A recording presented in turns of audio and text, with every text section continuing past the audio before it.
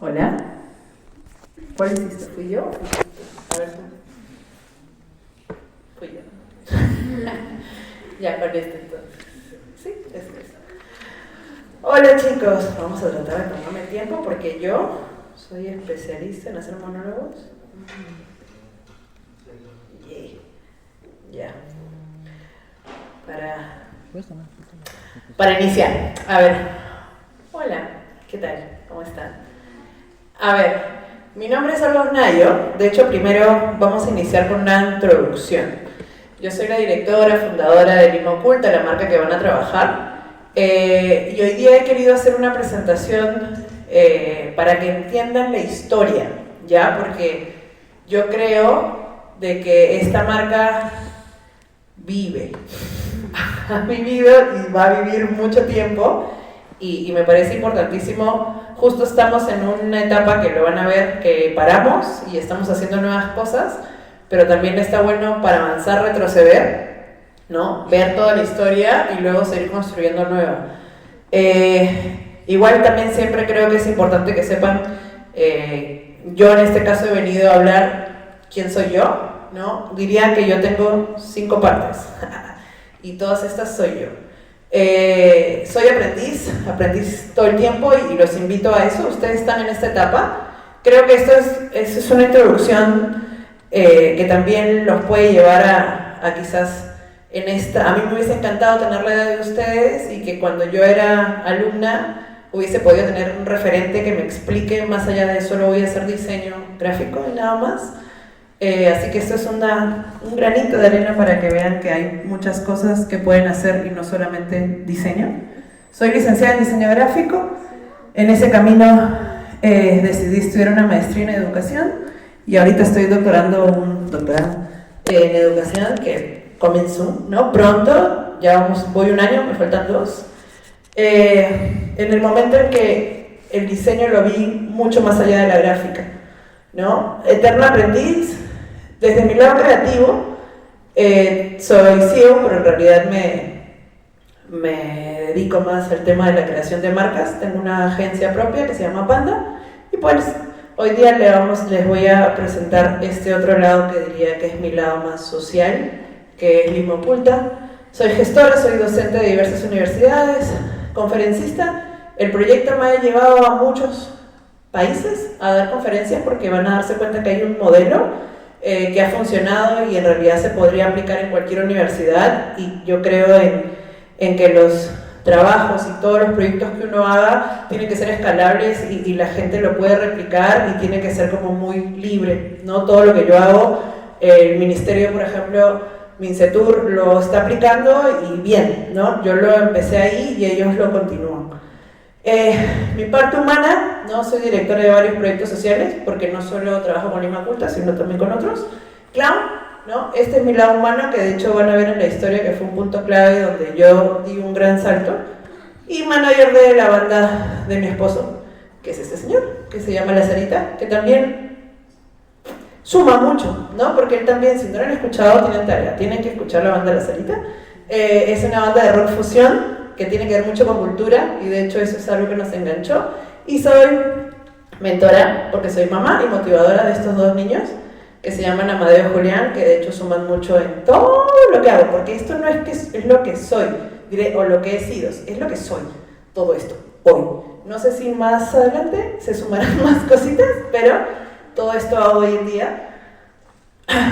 Entonces, ¿por qué es importante que sepan quién soy y de dónde viene? Porque van a entender muchísimo más Lima Oculta, ¿no? Lima Oculta nace en aulas como ustedes. No nació cuando, sí, de hecho yo egresé, pero quise ser licenciada, ¿no? Y dije, ok, no me voy a quedar solo siendo bachiller, sino voy a ser licenciada. Pero en mis épocas, el diseño solamente era o te vas al lado publicitario o te vas a una empresa. No había un enfoque de lo social, ni medioambiental, ni ONGs, ni todo lo que podríamos construir, porque es más, se llamaba diseño gráfico y lo único que pensábamos era en hacer gráfica, ¿no? Pero en ese punto en mi universidad hicieron un quiebre y un cambio y entraron con el enfoque del diseño social. Y yo estudiaba aquí, a la vez estudiaba aquí y a la vez trabajaba aquí. Y era una empresa, no sé si la conocen, pero es una empresa de ingeniería y construcción más cuadriculado con puros ingenieros y arquitectos. Pero me dan muy buenos beneficios, balances en la vida. Gratificación, utilidades, seguro, un sueldo chévere, y era como paja. Pero no me gustaba lo que hacía porque el diseño era muy aburrido, muy cuadrado, literal, puros cuadrados. Pero en Bola Roja conocí a Wendy Ramos, que es una de mis grandes maestras. Claro, hace más de 10 años, y Wendy Ramos tiene ese discurso que seguramente ahora todos lo han escuchado. Tírate, ¿no? Para otro lado. Tú tienes la olla de tu sartén, no sé, el mango de tu sartén, vive tu fiesta, ¿no? Entonces, Wendy estaba como ese lorito acá todo el día, ¿no? Cuestionándome mi vida si realmente yo hacía lo que quería hacer. Y yo no entendía el diseño. Era buena en diseño gráfico, pero no entendía, no me gustaba. Y era solo por plata, literal. Me metí en una empresa, plata, hago, vivo. Y mi mundo era este. Bola Roja. Ir a hacer clowns, ir a los hospitales Bola Roja, hacía como mucho trabajo social. Y cuando me dicen ¿quieres ser licenciada? Me preguntan esto en la licenciatura. 5 años de carrera, ¿cómo puedes solucionar un problema social? Yo venía de solo 5 años a estudiar publicidad. Y a esta querida universidad se le ocurre ese año cambiar la licenciatura. Y yo, ¿qué? ¿Cómo? Si yo soy diseñadora gráfica, ¿qué tengo que ver con un mundo social? Y empiezo en un camino que yo ya venía andando desde mi infancia. Mis abuelos son abuelos migrantes. Yo me he criado con gente de la sierra, en una casa de barrio con 20 personas. Mis abuelos, sus hijos, los nietos, mundo, en La Victoria. Y yo siempre he vivido en un mundo muy popular, ¿no? En un mundo recontra popular. Luego cambio a la adolescencia a La Molina. ¿Qué? Y es como, estos dos mundos siempre han estado ahí en mí. Pero yo siempre regresaba a mis raíces, por eso siempre regresan a la infancia, hay momentos, siempre es bueno regresar un ratito a ver qué hay. Y en la adolescencia, después en la época de la universidad, yo no me hallaba en el espacio donde estudiaba y me fui al Cusco. Me fui. Casi medio año. Me fui y siempre estaba rodeada de esto, ¿no? Que es artesanía y cultura, pero desde un lado mi mirada desde arriba hacia abajo, ¿no? El pobre. Entonces viene esta pregunta, ¿no? ¿Por qué los artesanos son tan pobres y tienen tanta riqueza cultural? Ese fue mi chispazo en la licenciatura. Y dije, ya tengo mi tesis, este es mi problema social, vamos a solucionar el problema de todos los artesanos porque todos son pobres. Claro, desde una mirada muy desde arriba, ¿no? Pero yo era clown, y Wendy siempre decía, todos somos horizontales, la mirada. Y yo decía, ¿qué? Entré en un mundo muy fuerte para mí, y dije, ya, esto les estoy hablando desde el día 1, yo jalé la licenciatura.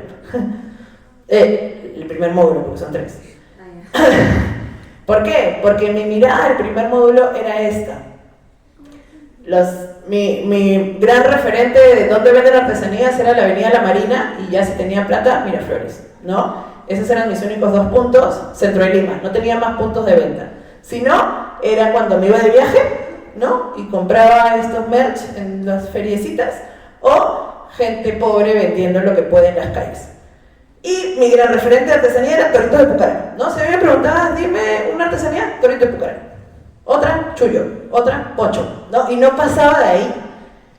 Y yo pensaba que era lo único, porque claro, yo había vivido en Cusco, pero Cusco es ciudad San Blas y tampoco ayuda, ¿no? No había salido nunca más allá de lo que mis ojos podían ver. Entonces, yo voy así jalo mi módulo 1, porque esto fue mi propuesta de tesis. Un proyecto para visibilizar y conectar a todos los artesanos del Perú. Y me jalaron.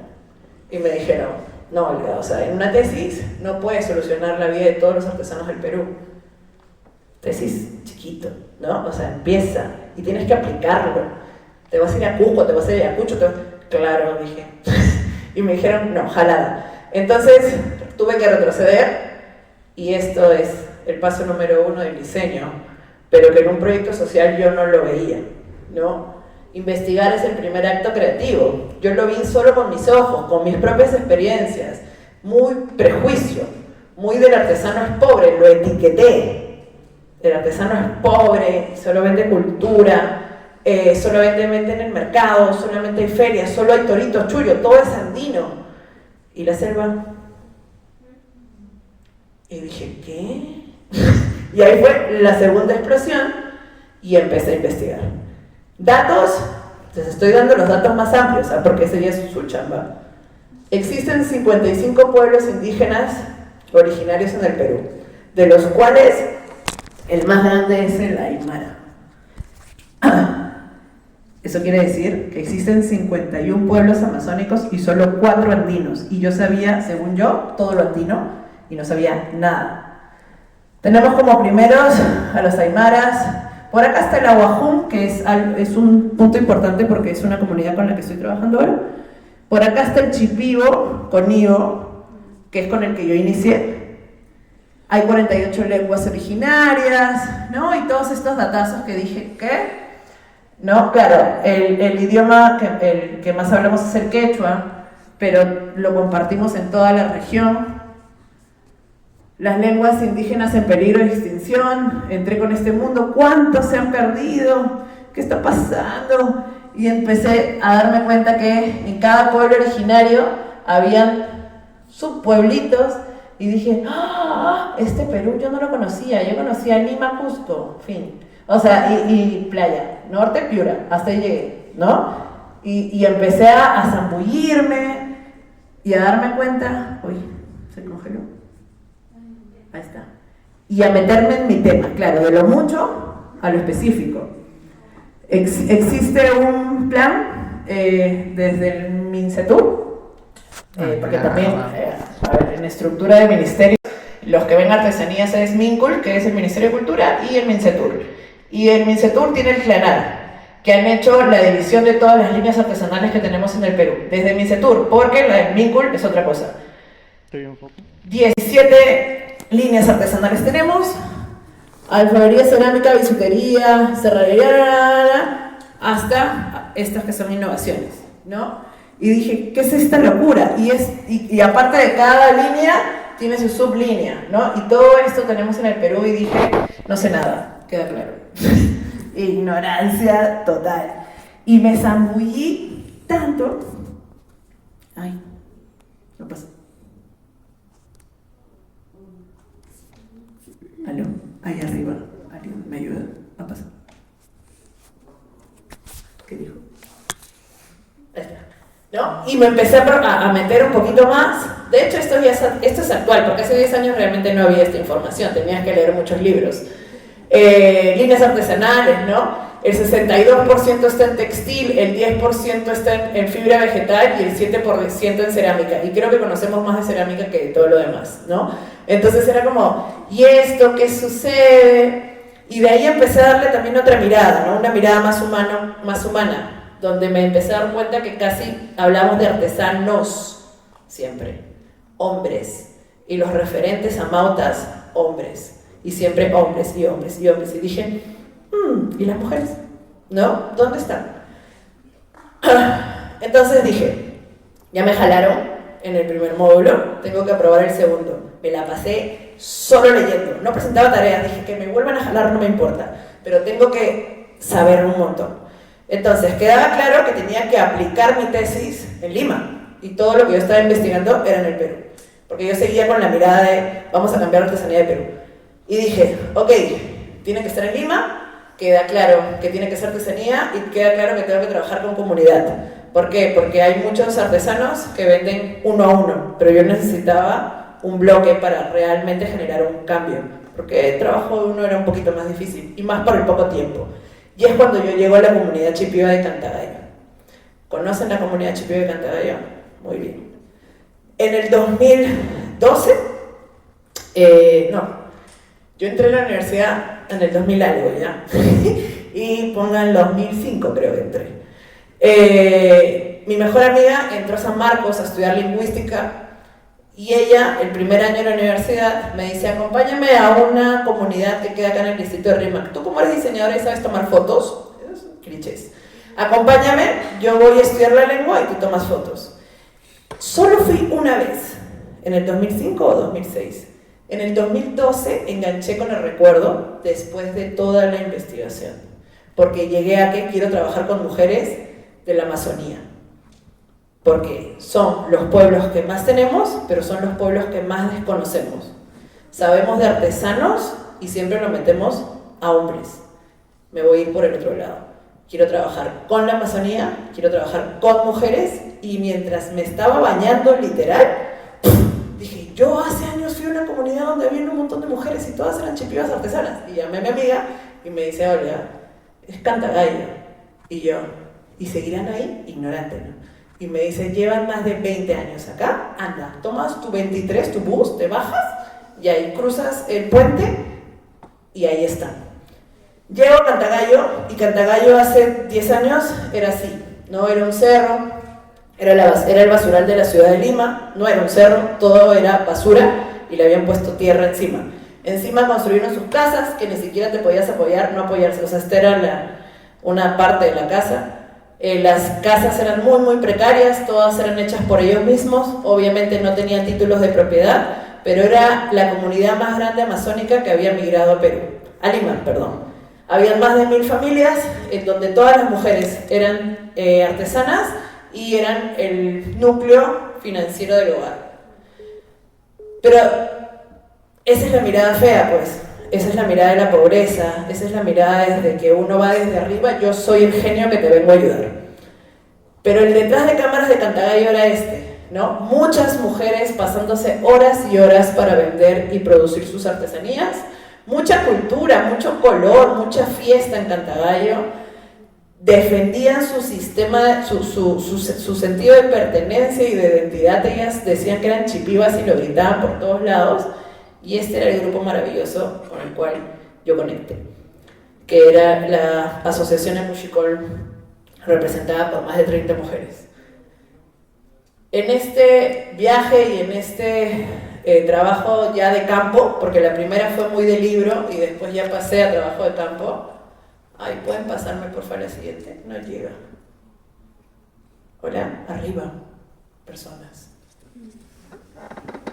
Gracias. La siguiente. Llego a esta conclusión, que existe cultura en Lima, pero pocas personas lo sabían, ¿no? Porque si bien Cantagallo se hizo famoso después de su incendio. Todos conocieron el incendio de Cantagallo, se hizo recontra viral, pero cuando yo iba a Cantagallo en el 2012, no había nadie. La gente era muy precaria, no había agua, no había luz, no tenían casas, había un colegio, pero no funcionaba bien. Y es cuando dije, otra vez Eureka, mujeres artesanas, amazónicas, chipivas, son con las que yo quiero empezar a trabajar. Ellas son mi primer grupo con las que trabajé, y es aquí donde nace Lima Oculta. El segundo módulo lo aprobé con 12, porque ya tenía mi espacio, ya tenía mi propuesta, ya sabía dónde iba a trabajar, el campo, el público, pero todavía no tenía qué quería hacer.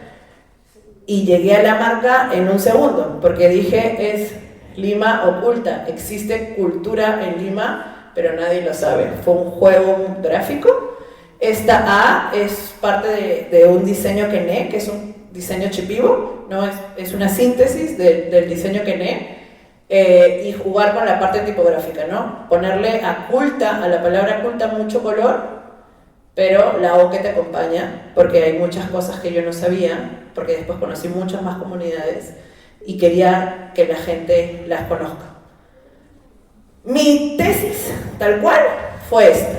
Talleres, en realidad al final mi tesis fue un taller de capacitación para mujeres artesanas a partir de la enseñanza del diseño gráfico para mejorar y promocionar sus ventas de sus artesanías chipivas. Más o menos era eso. Y solo tenía que hacer un taller, y este fue el primer taller, bueno, habrían varios, ¿no? Pero este fue el primero, taller teórico modelo de gestión del diseño de Cantagallo. Y claro, nuevamente, desde la mirada occidental, desde la mirada de que yo soy la que te vengo a salvar, yo soy la diseñadora gráfica que te va a cambiar el mundo, fui a Cantagallo, así tal cual hice un PowerPoint y dije vamos a hacer clases y todo. No había luz, no había casa, no había nada. Y tuve que retroceder. Las clases se dieron en una casa como esta, afuera en la calle, con papelógrafos, y cada una trajo una silla de su casa y fue en la calle con perros, con niños. Y yo les di unas tablitas bien brandeadas, todas con lima oculta, y yo empiezo a decir qué es el diseño, la importancia del diseño y todas las cosas, y me salió horrible, porque ellas hablan el lenguaje chipivo, y diseño traducido en chipivo significa quené, y quené son estos rombos. Entonces todo lo que yo les estaba explicando para ellas era la importancia del quené. Y ellos escribían y decían, ya, esto es un tallerzazo. Y cuando les pido sus tablas, estas tablas que ellos había llevado, estaban dibujando puro quené, puro trabajo chipivo, y no entendieron nada. Yo les hablé de marca, de red, de todo lo que ellas necesitaban, no entendieron nada. Horrible fue. Y dije, tengo que regresar otra vez a volver a rediseñar mi proyecto. Y es cuando empiezan a pasar estas cosas. Salgo en la página número 2 de Trome. Bueno, logro. Si estás en el Trome, lo lograste, ¿no? En menos de un año, claro, me licencié para esto, ¿no? Está mi libro de tesis, funcionó, reformulé mis talleres, tuve que hacer todo nuevamente, cómo trabajar diseño sin computadora, cómo trabajar diseño sin decir diseño, porque no podía decir diseño, porque si decía diseño no entendía nada, cómo hacer traducciones para ponerme desde una mirada horizontal, porque no podía hablarles en español, pero tampoco podía hablar chipivo, entonces tuve que contratar a una traductora para que todos los manuales estén en su idioma. Yo tenía que aprender ciertas palabras y ciertas cosas, entonces fue como, ok, yo no vengo a aprender, tú me vengas a enseñar, y cuando tú me enseñes, enseñamos y aprendemos juntos, ¿no? Ahí es que cambia. Aprobé con 20, con mi licenciatura, tesis destacada. Después que me jalaron y me invitaron a retirarme, porque el primer módulo mi profesor me dijo, Olga, mejor ya no pagues, ya, o sea, ya, sácate, o sea, no lo vas a lograr, vuelve a intentar el otro año. Mi director de carrera lloró, o sea, ¿por qué? Porque yo me licencié, yo cuando yo hice mi sustentación, ya tenía entrevistas en la radio, todavía no había salido en el Trome, pero ya el proyecto estaba haciéndose realidad, porque no me quedé solo con el taller, sino seguí. Y esto lo puse a propósito, ¿no? El 1 de abril del 2013 dije, no dormir, no me dormí. y fue hay un antes y un después de esto, porque ya había terminado mi tesis, ya era licenciada, podía haberlo dejado ahí, pero dije, no, esto tiene para hacerse más grande con mi Starbucks, mira, bien doble mundo, ¿no? Nada que ver. Y empiezo a trabajar. ¿No? A trabajar, a involucrarme. De hecho, empecé a involucrar a mi comunidad, que eran mis amigos, ¿no? Porque no tenía equipo, entonces necesitaba equipo. Porque, por ejemplo, por acá en los comentarios dice, no duerman, arma un equipo, decían, ¿no? O sea, te necesitaba equipo porque estaba yo solita, entonces armé un equipo, empecé a hacer un cambio de vida, ¿no? Yo me iba a Cantagallo y me quedaba a dormir en Cantagallo, en las casas de las mujeres, mucho frío, pero bien fuerte. Y después las llevaba también a mi casa y compartíamos mundos, ¿no? Y me involucré tanto con la comunidad de los niños, con la comunidad de las mujeres, que empecé a ponerlas ya en vitrina, que era mi primer objetivo. No solo me sirve ir a enseñarles, sino que apliquen esa enseñanza. Y empezaron ellas a participar en muchas ferias del Estado, porque eso era lo que ellas necesitaban, no salir a vender ambulante en la calle, en el centro de Lima, a regatear sus piezas, sino estar en espacios donde ellas merecen, ¿no? Y eso ellas lo entendieron cuando armamos esta marca, que, o sea, estoy resumiendo, ¿no? Pasó un año para que ellas lleguen a esta marca y empiecen a participar y las empiecen a visibilizar. Y por el otro lado, mi parte académica creció. En el 2015 fue la primera conferencia que di en Bolivia. De hecho, cuando llegué, yo no vengo acá local desde el 2015. Yo enseñé acá en el 2015, hace 10 años. Mi primera chamba como docente fue en UCAE. Un profesor que había sido profesor mío, lo invitan a ser director de carrera cuando recién lanzan UCAE, y él llamó a sus mejores alumnos. Bueno, eso es lo que él me dijo allá, yo no sé. Pero me dijo, voy a llamar a mis mejores alumnos, y me llamó a mí en el 2015. Yo estaba en esta locura. Yo estaba viajando, dando conferencias, haciendo un montón de cosas con Lima Oculta, y me llamó Oscar Mas, no sé si lo conocen. Me llama Oscar Mas y me dice, te quiero para mi equipo, vente a dictar. Y yo nunca he dictado clases. Y me dice, pero si mira lo que haces. Sí, pero una cosa es dictar clases, otra cosa es hacer esto, ¿no? Y me dijo, no, vente. Y de hecho mi primer trabajo como docente fue acá en Ucal. Hasta que en el 2016, un año después, pasa esto. Se quemó todo Cantagallo, todo. O sea, ni una casa quedó. Hay mil historias detrás. Pero se quema todo, se pierde no solo, felizmente no hubo vidas, pero sí hubo todo el trabajo artesanal, se quemó todo lo que tenían, sus casas, sus tiendas, sus comidas, todo. Y dije, y ahora, qué horrible.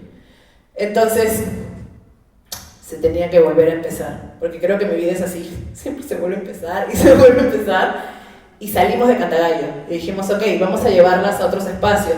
Empecé a hacer convenios con municipalidades para que hagan murales, ¿no? Y decir, ok, ya no puedes ahorita pintar porque no puedes bordar, porque no tienes hilos, no tienes nada, ya, vamos a la municipalidad, pinta murales, y sacamos fondos, ¿no? Vamos a organizarnos en espacios más comunes, y juntamos a todas las mujeres. Mi esposo sí les dije, no es rockero, entonces hagamos fondos haciendo conciertos, haciendo festivales. Empecé a llamar a un montón de gente. Se fueron a vivir conmigo niños. Esa fue mi primera maternidad. ¿Por qué? ¿Cómo vives con niños en estas casas? Porque la gente no se iba a ir. Esos ya son temas políticos que no vamos a hablar. Pero los niños no podían seguir durmiendo ahí. Yo no era mamá en esas épocas. Y dije, ok, me llevé a 3 niños a mi casa, que eran hijos de ellas. Y fue yo tenía solo a Jackie, ella es mi perra. Yo vivía en mi departamento, me llevé a 3 niños a vivir conmigo un buen rato. Y era una locura que también valoro mucho porque aprendí mucho. Y empecé a hacer ferias en el mismo Cantagallo, a hacer eventos, ¿no? ¿Para qué? Para sacar fondos. A partir de ese año, que fue un año durísimo, fue solo un año dedicarme para que ellos puedan recuperar la parte económica, paramos todo lo que veníamos haciendo y todos los proyectos. Y en el 2017 es que empieza todo, porque si bien en el 2016 resolvíamos cosas, a mí me sirvió para reorganizar mi cabeza y darme cuenta que Olga sola no podía. Olga y sus amigos no iban a llegar a ningún lado. Entonces, alianzas. Hice una alianza y dijimos, claro, siempre fuimos a Cantagallo. No, se quemó Cantagallo.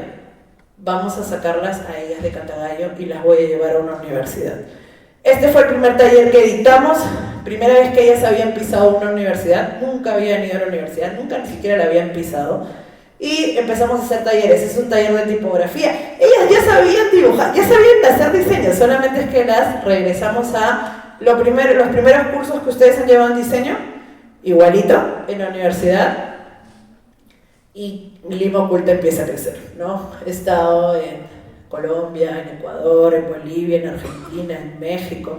Después vino la pandemia, he ido a España virtual, he ido a Cuba virtual. Y ahora todo me llevan virtual. Maldita pandemia, porque antes era como bacán porque viajabas y había talleres con los alumnos y no solamente era pararme acá, sino ir a hacer charlas en el salón, talleres aplicados, talleres prácticos y luego capacitación con equipo de docentes y les dejaba el modelo de Lima Oculta, aplíquenlo, ¿no? Y esto pasó muchos años y diríamos que por esto, que este es el gran proyecto de Lima Oculta. Diríamos que es el primer hijo de Lima Oculta, que es Tapu, donde yo hago este mix de juntemos todo lo que yo he vivido, pero en un modelo sistematizado, donde se siente un diseñador con un artesano y trabajan juntos. Tapu, ¿y qué es? Es una experiencia de trabajo colaborativa entre un joven voluntario y un artesano peruano, en donde el objetivo es crear una marca que permitirá que el artesano pueda posicionar sus artesanías mediante una correcta gestión del diseño en un tiempo determinado. Entonces, este es el nuevo esquema de este proyecto. Ya no está solo Olga, que está por acá. ¿No? Antes este equipito hacía todo, ¿no? Necesitábamos mucho, ¿no? Primero estos dos, que son los aliados, el diseñador y el artesano, ¿no? Uno tiene toda la parte ancestral, y el otro tiene toda la parte más contemporánea, digital, tecnológica. Pero para que estos dos funcionen necesitamos una institución educativa, una institución privada y los amigos de Indecopy porque son parte de la marca y ayudan al tema de formalidad, que es lo que necesitan los artesanos para que salgan de la venta ambulante. Y nosotros por arriba ahí jugando. Hoy en día Tapuy, bueno, hoy en día no porque después paró porque vino la pandemia, pero diríamos desde el 2017 hasta el 2019 hemos logrado capacitar a más de 90 artesanos y crear más de 90 marcas. Más o menos un ejemplo de todas las marcas que se han trabajado para los artesanos, llevándolos a un mundo digital. Quiero mostrarles un ejemplo para que sea como más obvio lo que se trabajó en este proyecto. Gaudenia Yupari es mamá de Violeta Quispe Yupari, que son dos artesanas de Sarwa. Ellas llegaron así, ¿no? Con sus fotos hechas por celular, con lo que podían para poder vender su imagen y sus productos, con estas tarjetas, ¿no? Bien diseñadas. Son con este tipo de tarjetas que claro, les hacían en Wilson y donde podían. Por eso les hablaba de comunidad. Ahora en Chorrillos estoy trabajando con una comunidad que han llegado muchos de Ayacucho y pasamos a esto, ¿no? A una foto en estudio, a una foto bien tomada. Todo esto hecho por voluntarios, alumnos.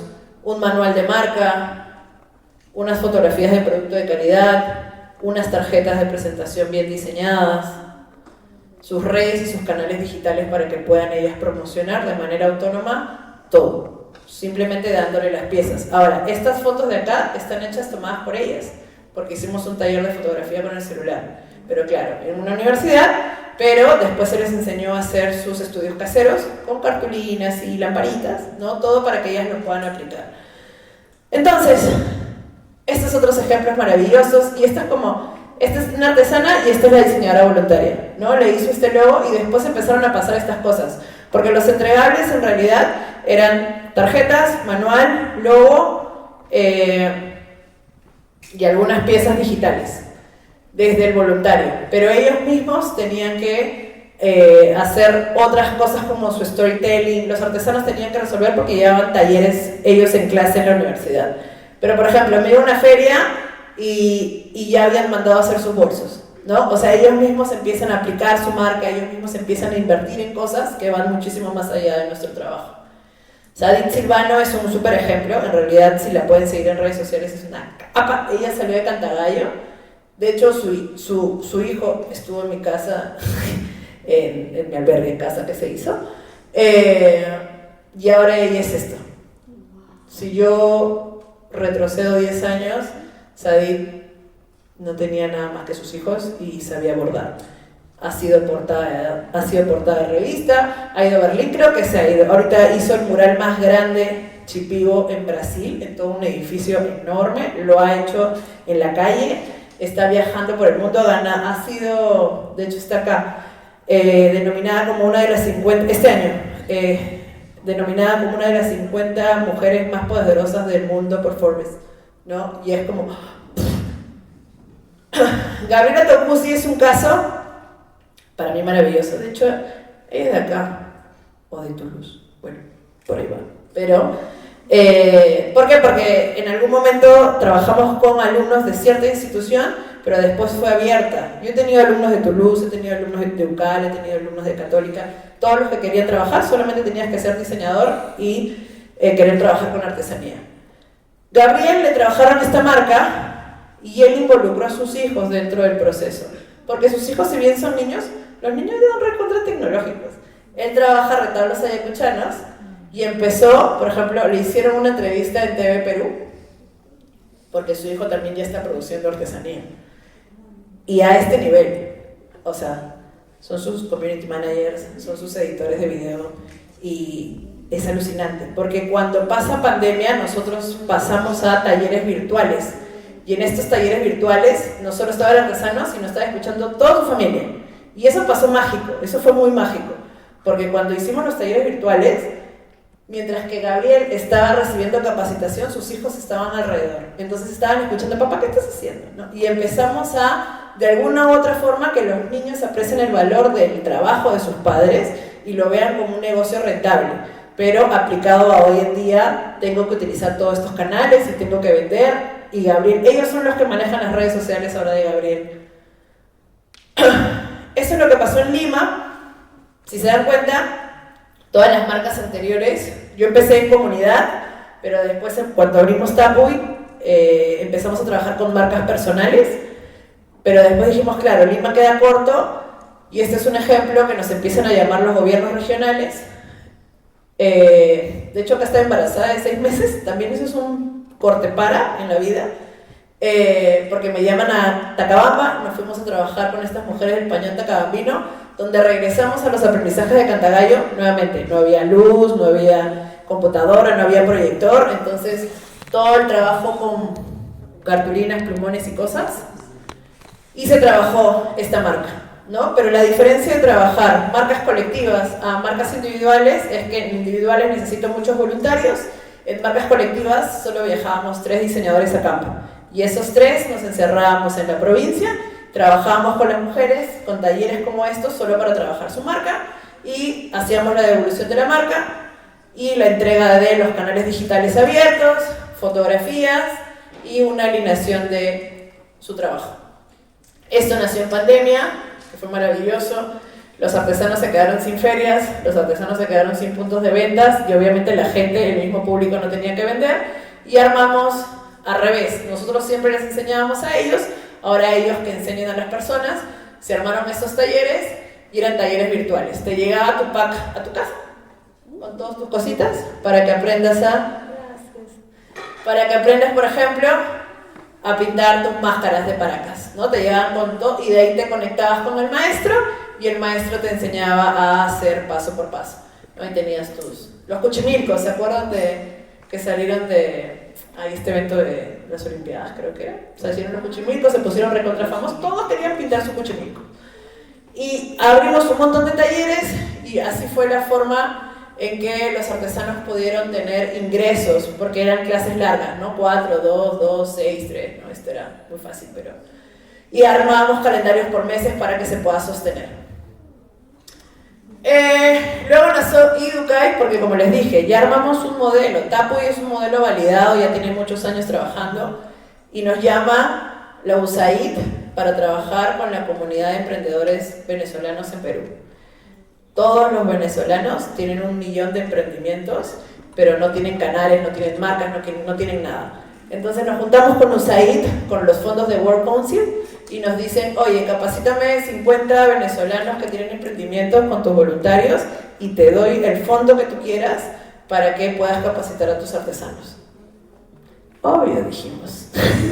Y armamos el proyecto, cambiamos muchas cosas porque ninguno de estos se vendían pequeños, o sea, nada cultural, ¿no? Entonces tuvimos que cambiar todo el enfoque, pero funcionó maravilloso, ¿no? Y eran parte de población vulnerable, que también seguía siendo nuestro discurso, así que aplicaba, y lo trabajamos, no tengo más fotos, no lo puse, pero bueno, trabajamos muy bien sus marcas y todo bien. Y esto de acá nos dio fondo para poder sobrevivir muchos años más trabajando con Tapuy. Luego nació esta marca que es Catur, ¿no? En donde nos dimos cuenta que si bien los podemos empoderar, enseñar y hacer un montón de cosas, siempre necesitan muchas cosas que el artesano no va a poder resolver, ¿no? Como lograr crecer en espacios culturales, coordinar eventos, ¿no? Administrar sus ingresos. Entonces, esto es una especie de management cultural donde los artesanos asociados a Lima Culta pueden acceder a estos asesorías, ¿no? Para que puedan poder llegar a otros lugares. En esta locura, que es mucho más grande porque implica temas que yo ya no sé, o sea, temas legales, o sea, estas cosas que no entiendo mucho, llegamos a esta alianza, que ha sido una de las alianzas más grandes que hemos conseguido. La feria es una marca que tiene una feria en Barranco, que es en La Unión, ¿no? Y ellos tienen una alianza con la Real Plaza. ¿Y qué es lo que hacen? Tienen un montón de módulos en los centros comerciales. No sé si ustedes han ido a los centros comerciales, y hay un montón de modulitos en las calles, en los pasillos, ¿no? Entonces nos dieron todos estos centros comerciales, ¿para qué? para que los artesanos, bueno, ese es de Cusco, porque después nos hemos ido a provincias también, para que los artesanos puedan ingresar un producto no convencional a un centro comercial. Pero eran artesanos que ya habían pasado por Tapuy, entonces ahí cerramos como todo el esquema, porque tenías que tener marca para estar ahí. Tenías que tener tarjetas, tenías que tener boletas, tenías que tener todo un sistema formal para entrar a un centro comercial, emitir factura, emitir recibo. Entonces Tapuy creció mucho más porque eran los que iban a Tapuy podían tener su módulo a costo cero en el centro comercial, ¿no? Entonces empezaron a pasar estas cosas maravillosas. Claro, era pandemia, porque fue en pandemia, 2021. Y con los fondos que teníamos podíamos sostener cierta cosa porque si bien habían, no sé, gastos, porque esto no te lo pone el centro comercial, ¿no? Había que mandar a hacer tarjetas, había que mandar a hacer los fonds, las bolsas, y se sostuvo. Hoy Lima Oculta es esto. Diríamos que este se está reformulando. Esta es una tienda que se está reformulando. Diríamos que es esto. Estas tres. Hoy. O sea, igual es todo ya, pero estas están en stand-by porque esto es una tienda virtual donde están todos los productos de todas las 90 marcas que han trabajado con nosotros. Esto de acá, como fue virtual, fue en pandemia, lo estamos pasando presencial porque queremos que haya una escuela de artesanos.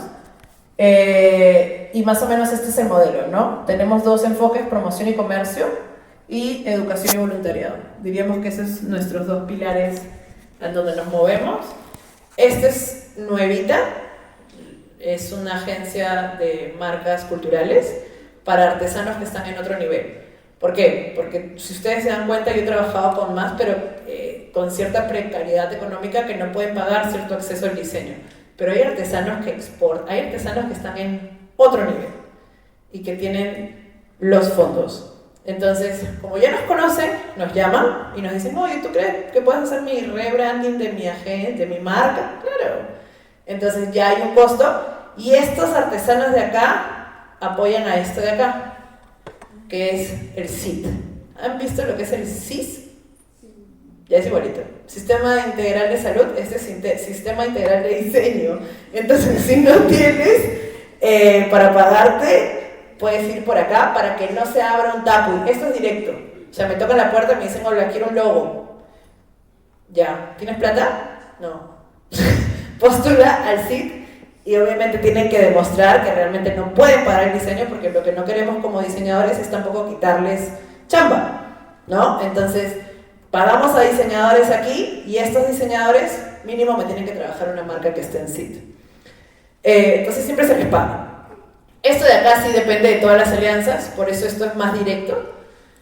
Y esta mamá mantiene a este hijo, y en realidad todos se mantienen juntos. Pero hasta ahí paramos, ¿ya? Porque así es mi vida, paramos. Y dijimos, ya venimos embalados, tenemos todo, estamos listos.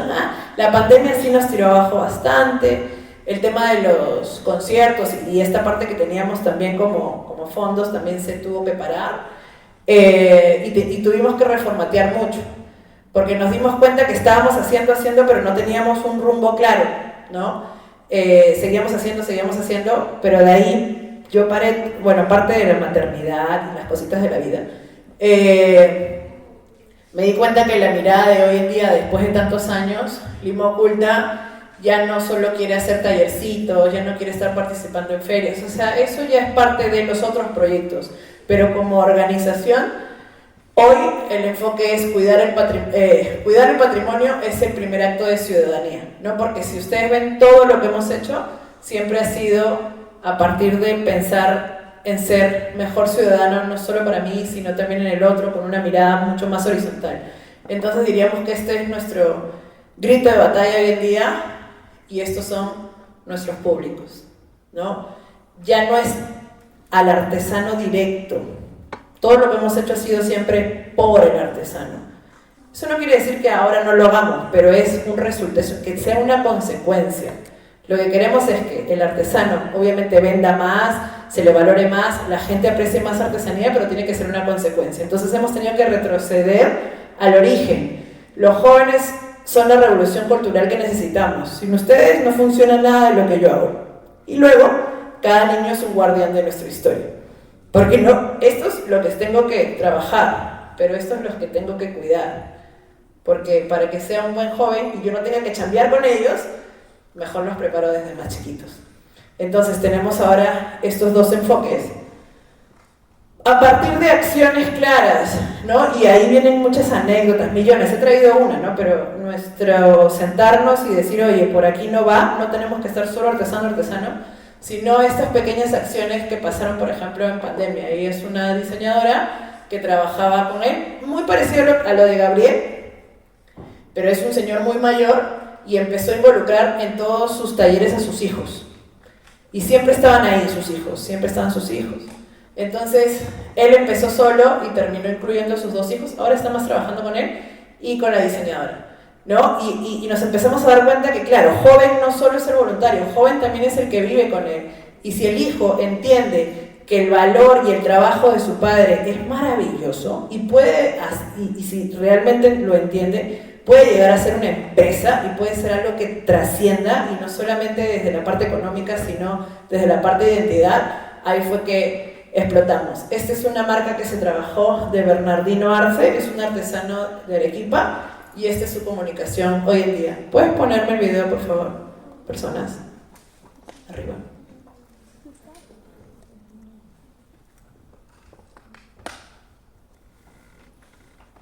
¿Se escucha? Porque si no se escucha no se va a entender nada.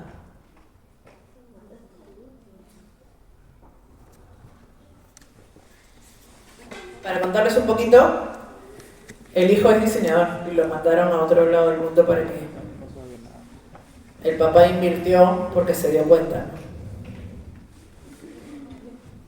¿Se podrá escuchar? Ahí está. La artesanía es tradición, pero una tradición que no se innova se quedará olvidada.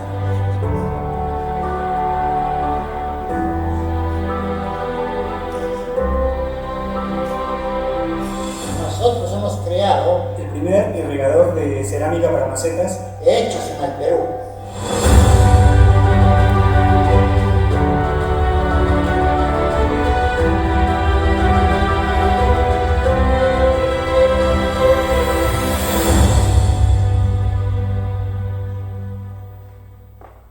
La innovación para mí siempre ha sido importante, desde la materia prima, las herramientas, el diseño, para poder lanzar un producto de cerámica. Porque si no se hace innovación, este arte va a desaparecer.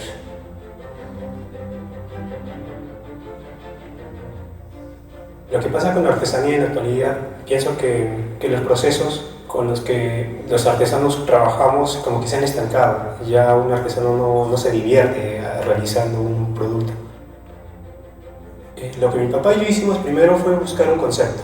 Es ahí donde aparece la palabra ayudar. Queríamos crear un producto que ahorre agua y que al mismo tiempo alimente las plantas. Buscamos una palabra que lo vinculara. Así encontramos la palabra Yanapacuy, que significa ayudar en quechua. Nosotros empezamos estilizando las formas. Nos basamos en un libro sobre animales en peligro de extinción. Nos centramos en lo que son las aves. Escogimos 3 para crear una pequeña colección. No solamente creamos irrigadores, sino le pusimos nuestra esencia y nuestra creatividad.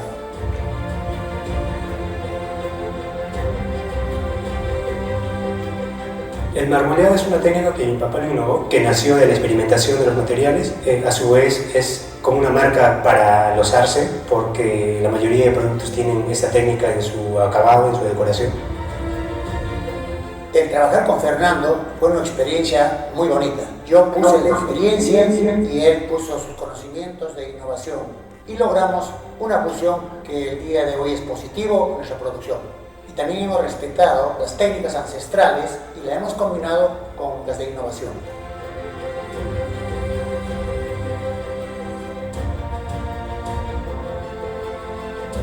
Las personas que logren adquirir nuestros productos van a encontrar un valor agregado en ellos. Enviamos nuestro proyecto a Mincetur pero hemos ganado más que un premio. Eso nos fortalece y hace que perseveremos y sigamos trabajando en innovación. A mis colegas les hago un cariñoso saludo y al mismo tiempo les pido que nos renovemos, porque si no lo hacemos, vamos a desaparecer. La innovación es el camino para no dejar que muera esta hermosa profesión. Y es importante transmitir estas experiencias de generación en generación.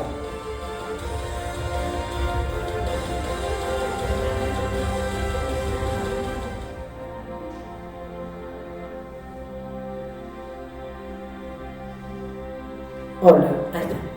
Bernardino yo lo conocí en el 2018 y no tenía nada. Estamos en 2025 y miren lo que está haciendo. Porque les dimos un chispazo, le dimos un... Ay, perdóname, ¿puedes poner la presentación, por favor? Poner la siguiente. Y él ahora es arequipeño. Pero nosotros no lo vimos en ese momento porque estábamos trabajando. Entonces hoy creemos que el joven tiene la herramienta que puede abrirles puertas nuevas a la artesanía. El artesano tiene conocimientos ancestrales, la técnica, el valor cultural. Eso lo sabíamos desde la lámina 1 de Tapuy. El joven tiene el lenguaje digital, las redes y la creatividad tecnológica. Necesitamos hacer eso. Cuando se une el pasado y el presente, se fortalecen mutuamente. Nuestro objetivo hoy es retribuir y visibilizar el aporte de los artesanos, conectando su legado con las nuevas generaciones para mantener viva nuestra identidad cultural. No solo pienso en el artesano, sino pienso en los jóvenes, pero pienso en ciudadanía, porque es lo que necesitamos.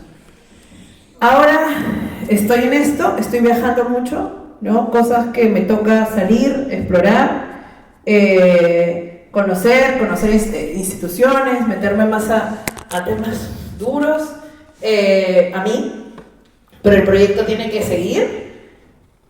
Estoy trabajando, por ejemplo, esta experiencia fue hace poquito, que me llevaron a Quillabamba, que no sabía que existía la Universidad Intercultural de Quillabamba en el Cusco, en la selva Cusco, trabajar con estos chiquitos, y abrí un taller para 25, fueron 75. El salón era para 25 y como hace mucho calor allá, abrieron estas puertas y un montón de chicos se quedaron afuera. Obviamente no escucharon nada, era de noche. Terminó la charla, bueno, el taller, y se me acercaron todos estos chicos y me dijeron, profesora, hubiésemos querido escuchar, pero no escuchamos nada. ¿Nos puede hacer un resumen? Resumen, siéntense. Y nos sentamos y volvimos a empezar todo el taller, me quedé como hasta las 10 de la noche. Pero necesito encontrar estas almas, necesito trabajar con estos jóvenes que realmente tienen mirada, que tienen profundidad. Otra de las cosas que les decía, ¿no? Toda la parte anterior de los jóvenes, que necesito las generaciones de los artesanos y la misma juventud de estudiantes, pero esto es lo que ahorita estoy trabajando para la parte de los niños, ¿no? Hoy necesitamos trabajar materiales de educación para que no se pierda el patrimonio cultural. Este es un libro que estoy trabajando con la ex directora del Patrimonio Cultural del MINCUL, la segunda edición del Manual Bilingüe Intercultural para niñas de 7 a 12 años. Ahorita no puedo mostrar el contenido porque recién está en trabajo, pero ¿de qué se trata? Es un libro de actividades para las niñas ahuajún, para que no se olviden de todas sus técnicas ancestrales, y tenemos que llegar al Ministerio de Educación para que pueda ser un gran aliado. ¿Qué es lo que vengo? ¿Para qué vengo? Porque necesito rediseñar Lima Oculta, sin perder la esencia, ¿no? Lima Oculta ha evolucionado mucho, creo yo, pero no hay comunicación. Si ustedes mismos ven las redes, no se enteran de nada de esto, porque hacemos, pero necesitamos volver, otra vez parar y comunicar, porque para yo llegar al ministerio para que me imprima más de 1000 libros, necesito comunicar. Para llegar a más universidades y que me inviten a trabajar, necesito comunicar. Entonces, necesito reactivar Lima Oculta con un rediseño, porque creo, yo amo mi logo, ¿ya? Eso es algo que lo tienen que saber. Pero eso no quiere decir de que no esté dispuesta a cambiar. Si se dan cuenta, mi vida ha sido un cambio desde el 2012. Si realmente se involucra, si yo veo que hay investigación, volvemos a esta lámina, ¿no? Investigar es el primer acto creativo. Si siento que están haciendo, si se dan a dar cuenta, es muy pasional, que eso a veces dicen que no está bueno, yo estoy en proceso. Pero hay mucho amor, hay mucho cariño, hay mucho trabajo detrás de esto. Y eso se tiene que reflejar, no solamente un logo estéticamente correcto, sino necesito que encuentre mucha investigación detrás para que yo voltee a ver y diga, sí, es momento de sacar esto y vamos por este camino, ¿no? Y eso solo lo van a saber si más o menos siguen el proceso de investigación. Si se dan cuenta, yo quise irme desde la primera idea a lo rápido, a lo fácil, sin saber, ¿no? Y eso es una enseñanza que lo van a llevar de por vida en su proceso de diseño. Eso sería todo. Muchas gracias.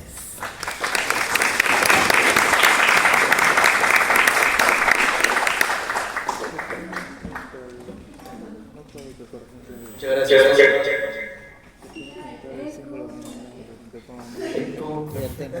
Gracias, Olga.